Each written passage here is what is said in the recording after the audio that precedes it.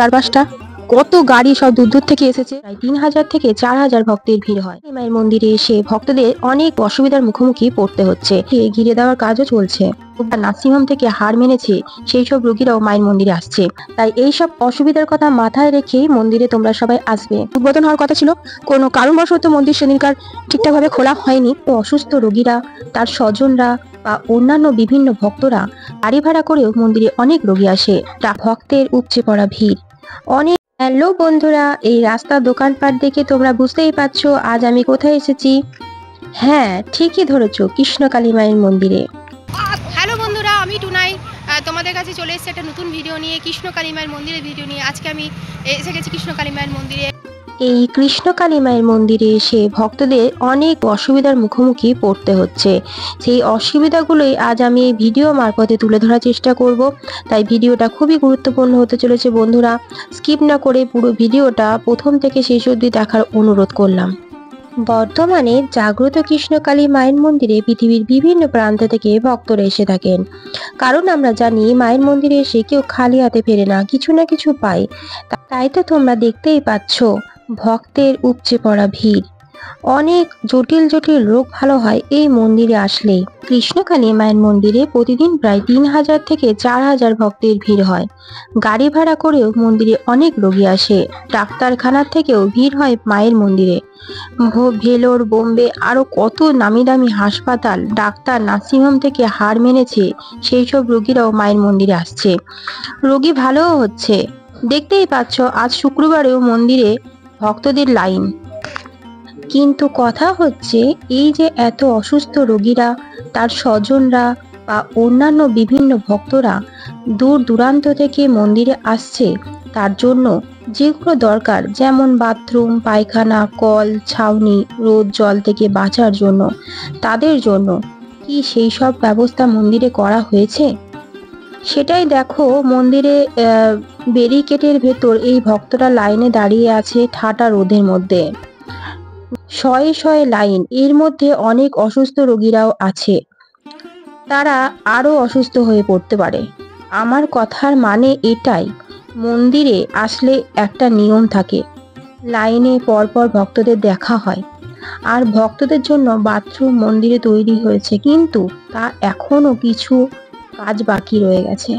মেঝে হয়েছে, জল দাঁড় করানো রয়েছে, বাথরুমের দরজা দেওয়া বাকি আছে, যেটা খুবই গুরুত্বপূর্ণ। এত রোগীরা দূর দূরান্ত থেকে মন্দিরে আসছে, তারা যাবে কোথায়?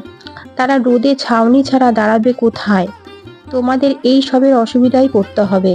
মন্দিরে কিছু সুবিধাও বলবো, যেমন জলের ব্যবস্থাটাই শুধু আছে, কল বসানো আছে। বেলাইন যাতে না হয় তার জন্য ব্যারিকেডের ব্যবস্থা করে দেওয়া হয়েছে।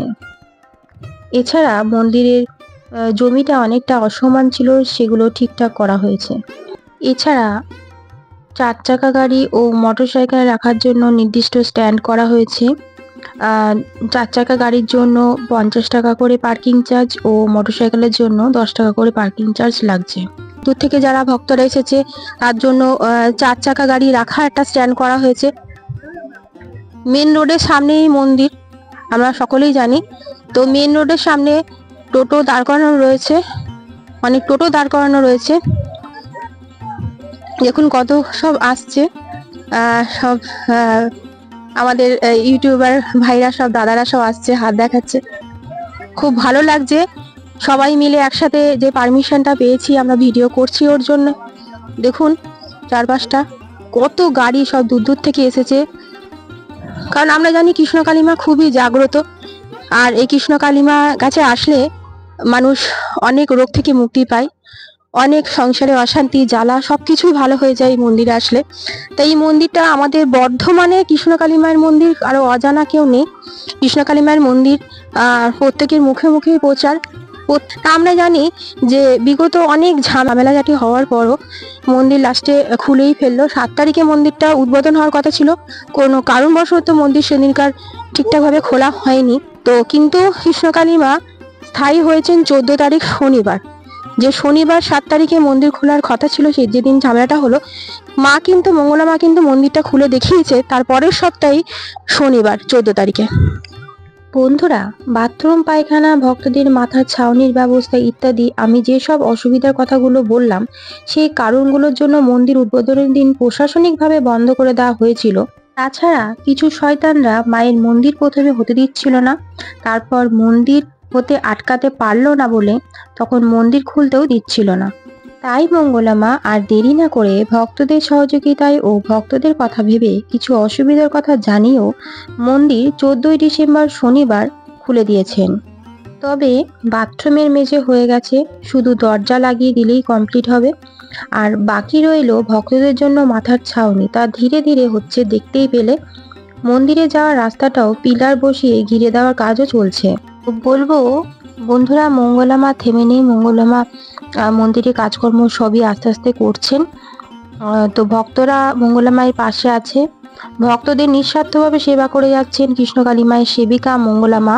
ও ভক্তরা মন্দিরে এইসব অসুবিধার কথা তারা জেনেও মন্দিরে আসছে, কারণ মঙ্গলা মায়ের পাশে তারা আছে আর থাকবেও। সবার শেষে একটা কথাই বলবো, আমি ব্লগার, আমার কাজ সবাইকে ভিডিও দিয়ে ইনফরমেশন দেওয়া বা জানানো। তাই এইসব অসুবিধার কথা মাথায় রেখেই মন্দিরে তোমরা সবাই আসবে।